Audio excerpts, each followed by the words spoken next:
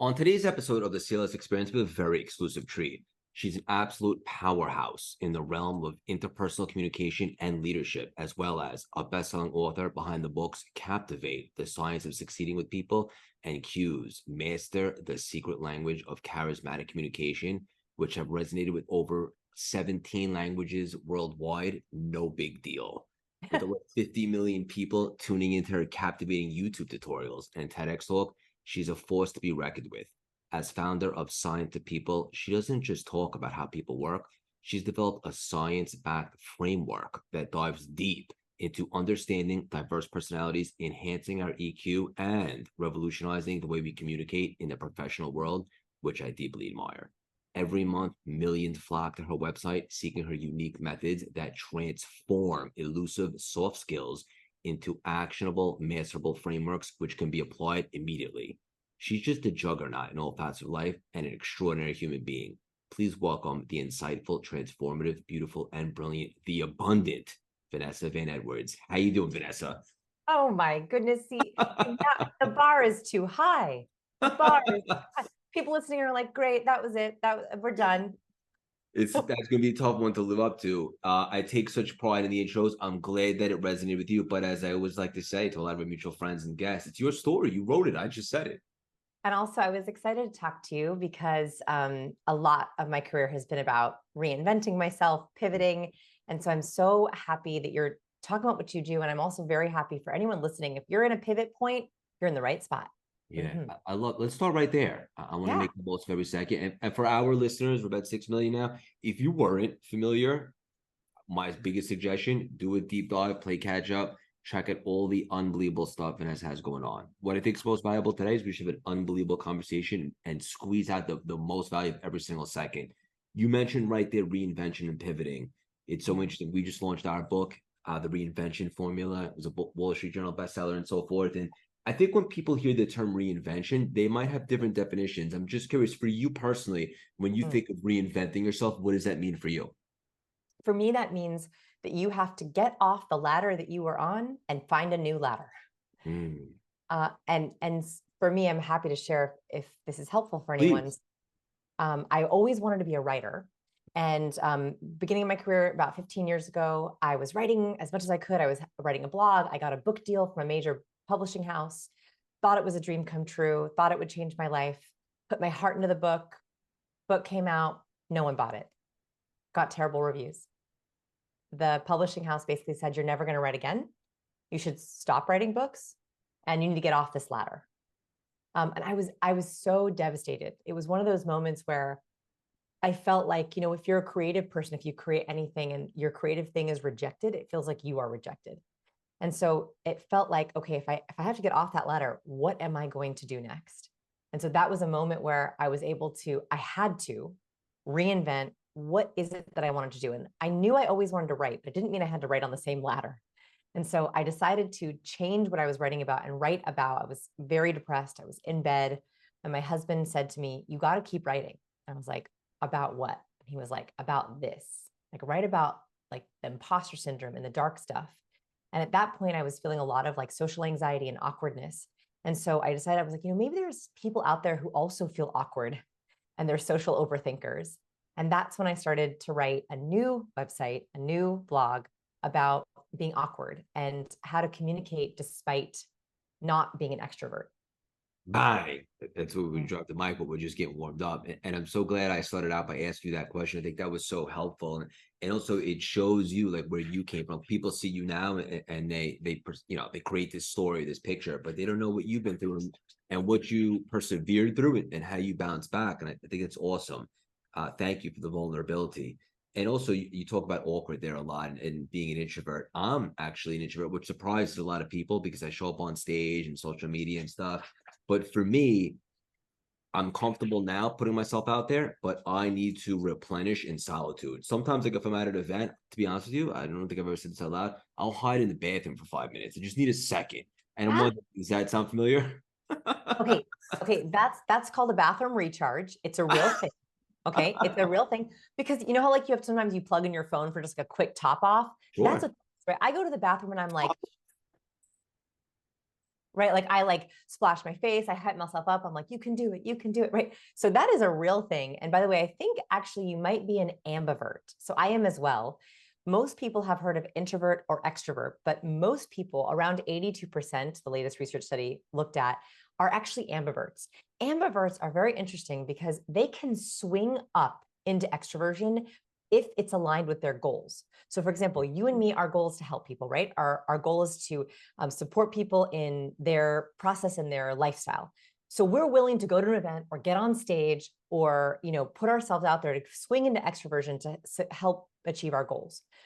And but they also need a lot of recharge time, right? Like they have to be able to recharge alone. And so it's actually helpful to know if you're an ambivert for two reasons. One, you should know who and what are the people and places that drain you the fastest. They're like, just like an app on a phone, there are certain apps or certain people that just suck the life out of you, right? You got to know who those people are because you only have so much social energy, especially my ambiverts. If you're working with a half battery, you have to make sure you conserve it for the right people. So first, who in your life drains you? The way that you know this, a quick test, is open up your calendar, look at all the things you have coming up in the next month, just like kind of scan them. When you see someone's name or you see an event, where are you like, oh, I don't want to do that? Just like dread the moment you see it. That's a place or a person that is draining you. Those you want to limit as much as possible. So create boundaries around those people, say no to those people, but also make sure you're setting yourself up for recharge time before and after. The opposite question, the second question is, who gives you energy, right? Like there are certain people I found that I can be with for way longer. I can spend all day with them and still feel recharged. Learning experiences like being on podcasts, going to conferences, I can do that way longer than I could be at a nightclub.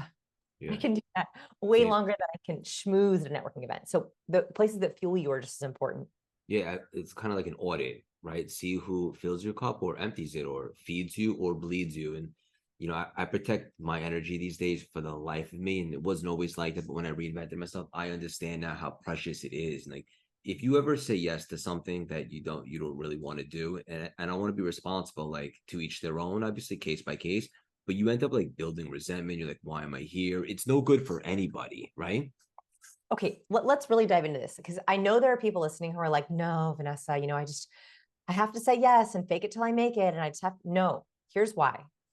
Research has found that our anxiety, our fear is actually contagious. So you showing up with someone that you actually dread or feel like takes away from you, or you show up at an event that you are fearful of or worried about or dreading, actually makes you negatively contagious. Here was a study that they did.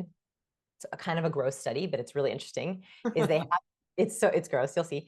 They brought people into their lab and they split them up into two different groups. The first group wore a sweat suit, like a suit that caught their sweat, and they had to run on the treadmill. The second group, they put them in sweatsuits and they had them skydive for the first time. Okay. So they had two different samples of sweat, treadmill sweat and fear sweat, right? Regular sweat, just exercise induced versus I am terrified for my life. They then took these samples of sweat and they put unsuspecting participants in fMRI machines to scan their brain.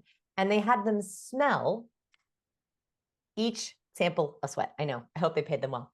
And the participants here had no idea what they were smelling. They didn't know they were smelling sweat. They didn't know anything. When they smelled the fear sweat, their own fear part of their brain activated. The part of their amygdala that was afraid became afraid. Yeah. Meaning there is so much about our human connected experience that we don't understand, that if we are afraid, people can literally smell that on us. And not only that, they catch it. So I believe in radical connection. That is that if you don't want to spend time with someone, say no. If you think that they are not fully supporting you, do not let them in your life. I mean, it's unbelievable. I couldn't agree more. And you have to be so intentional. And I think, it's trendy to like choose a word for the year that you're really going to get behind. I've been doing that 15 years, but I really believe in it because I think it's a way to manifest, but really just by setting the intention. And then it's always fun to look back and see how did the year pan out and so forth. And I think my word that's feeling good to me, that's coming up right now for 2024 is intentionality. And just being so selective and intentional with everything that I Yes. do. If it's not moving the needle, or if it's not something that really like lights you up, then maybe it's just no, and just doubling down on the things that do move the needle and light you up. We don't have That's it. forever here, you know? That's it. So I love it. It's funny. I feel the same way. So my word this year, my phrase was aggressively helpful. Mhm. I like And that. it like so grounded me all year long. I had a baby this year. So Congrats. thank you. She's 9 months now. And I was launching a very new aspect of one of my courses. And I was like, if I just ground myself in this is a year of service, like this is a year of giving of my body, giving of myself to both my daughter and also my business. And it was so grounding because whenever I felt like, whew, this is a lot, I was like, you know what? This is the year of aggressively helpful. Next year will be different. Last year was different, but this is the year of service. So I would absolutely, wherever you are in the year, whenever you're listening to this, think about intentionality. Maybe that would be a great word. Think about what could you do to be more positively contagious? I think a lot of the time in my work, people think about, being more charismatic, being more impressive, being more likable. And I love all those things. But actually, what is the most charismatic thing you can do is show up in a room and leave everyone better off than where you found them, right? We often see that phrase on mirrors, right? Like, leave this bathroom better off than how you found it. I think it's the same thing with people, that if you have someone in your life where you are happy to contribute to their goals, you love supporting them and hearing from them, you want to infect them with something positive, that is someone who's meant to be in your life. Yeah. If there's someone who brings out the negative, then they're not worth your energy. Yeah. 100%. And also, it's like if somebody triggers you for some reason, like you can spend all the time like doing the inner work. Why am I being triggered? Or, and I'm honestly asking, I'm curious, like, would you rather spend time saying, why does this person trigger me? Or just be like, you know what? I don't like myself when I'm around that cat. I'm going to maybe keep my distance. Okay. So there's a really interesting study. I love studies, as you I know. know. I love it. Okay. So this also is another way to think about your social energy. Ambivalence is actually one of the most toxic things we can have in our life. We often hear about toxic people or difficult people. And so far in this conversation, we've been talking about obviously difficult people. But actually, when we've decided, you know what, that cat, like you said it, that person is not my person, that's actually pretty easy for our brain to go, okay, we're putting them in the box. They're a difficult person, no more. The harder relationships, the more draining relationships are ambivalent relationships. There was a study that looked at police officers, and they asked police officers to rate their levels of the relationships in their precinct, so the people they worked with every day. What they found is that the police officers who had the most ambivalent relationships had the highest work stress, the lowest work happiness, and were the most drained and burnt out. This is even more than people who had a lot of people they didn't like. So in other words, a police officer who had a lot of toxic people in their precinct was actually functional. They were like, I know who those people are. I'm not going to get lunch with them. Here's why ambivalence is so difficult. Ambivalent relationships are when you go, do I like that person? Does that person support me? Wait, was that a passive aggressive comment? Are they negging me? Do I like spending time with them, or do I just do it out of default? Those are actually so draining on our resources that officers who knew, I don't want to have lunch with that person, easy, they're going to have lunch with someone else. But it's when you're not sure. And so if there's a group of people who you're not sure of, make it your mission in the next 30 days, I'm going to give you 30 days to decide if you like this person or you don't, to move them out of the ambivalence gray area. So do a couple tests. Text them a couple of updates or a funny conversation starter. See, does the response make you happy? Does the response feel like it resonates with you? Do they reply to you? Set up at least one time to hang out and be like, did I leave more charged up than when I got there? Yeah, I mean, it's not easy, but it's simple, right? Pay attention to the way that you feel. It's feedback. And also actively, intentionally moving people out of ambivalence so they no longer drag on you. Yeah, I love it. It's so good. I have a fun idea. Oh, I'm going to yeah. ask you, I was looking at your content, which I highly suggest everybody to immediately follow this conversation. It's really awesome. And there was and again, we can dive into the past and so forth, but I want to encourage everybody to play catch up on their own. I'm going to ask you a few fun, cool topics. Maybe we'll do some short answers and we'll run through them. Love it. I'm terrible at short answers, but I'll try. I know. So am I. but we'll do the best we can to fit as many as we can rapid Okay, fire. You ready for me? I'm ready. Okay.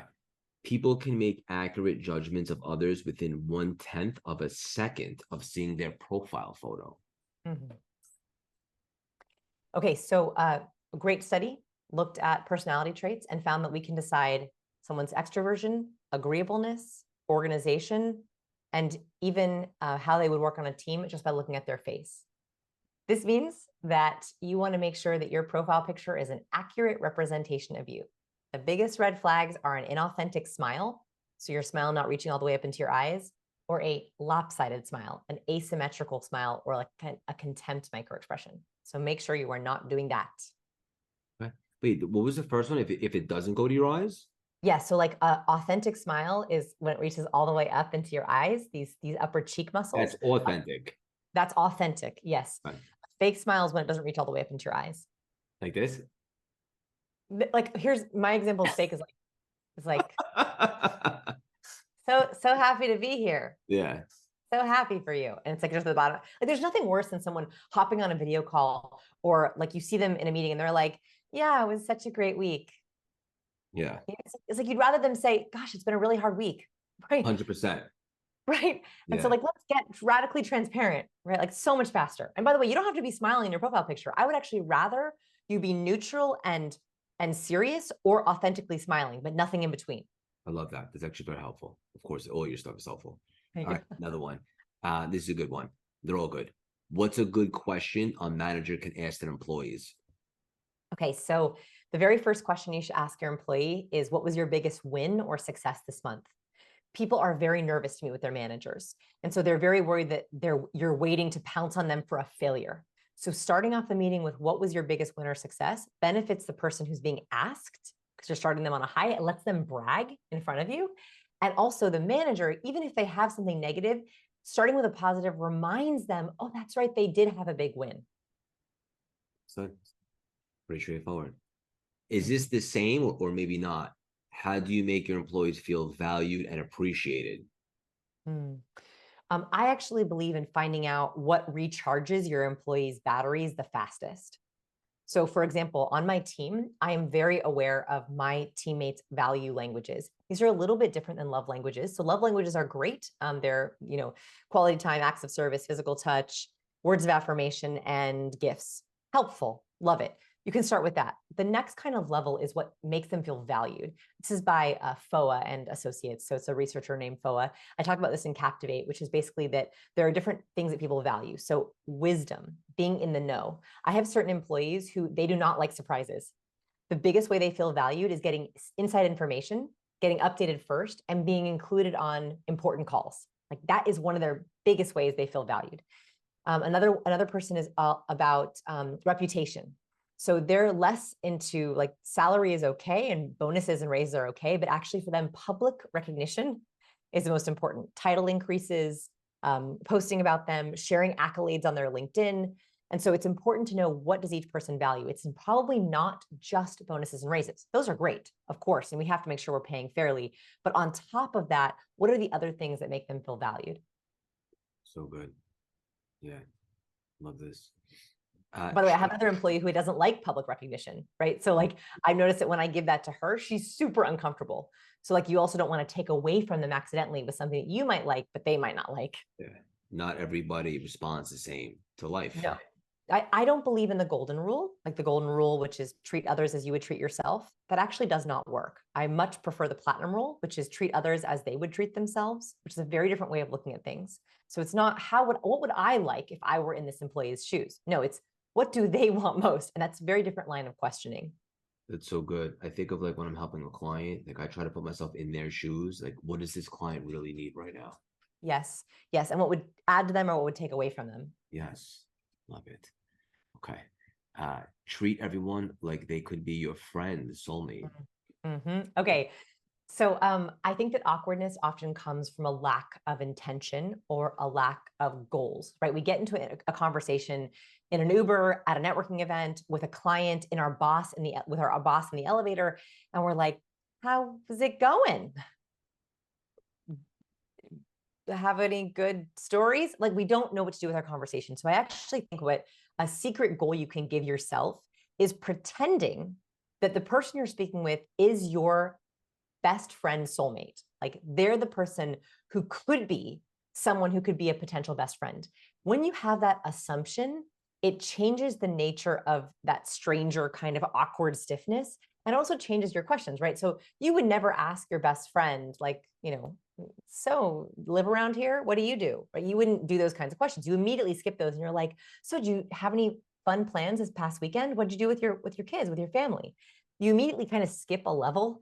And you also have an intention of searching for Me Too moments. You're searching for moments where they can say, oh, I watch soccer. Oh, I love soccer. Or, yeah, I just planted a tea garden. Oh my gosh, I love gardening too. You're like searching for those Me Too moments as if they could be your best friend. It's a mental trick that I think everyone wins. Yeah, so good. You have to talk about charisma. Mm-hmm.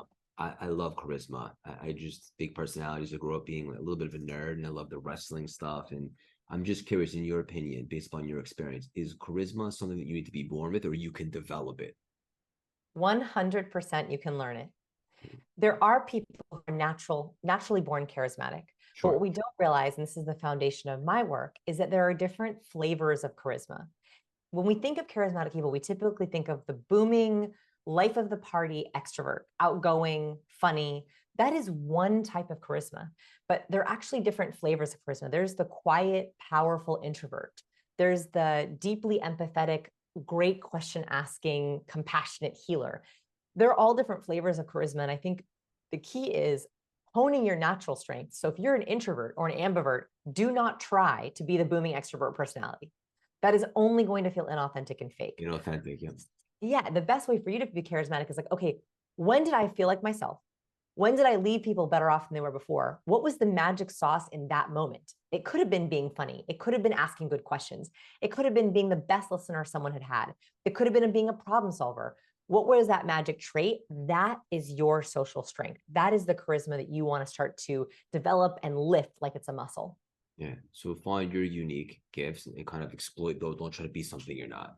Like, I'm not cool, right? Like, I'm not cool. I That's never was debatable. cool. No, I promise you, I'm not cool. I don't wear cool clothes. I don't listen to cool music.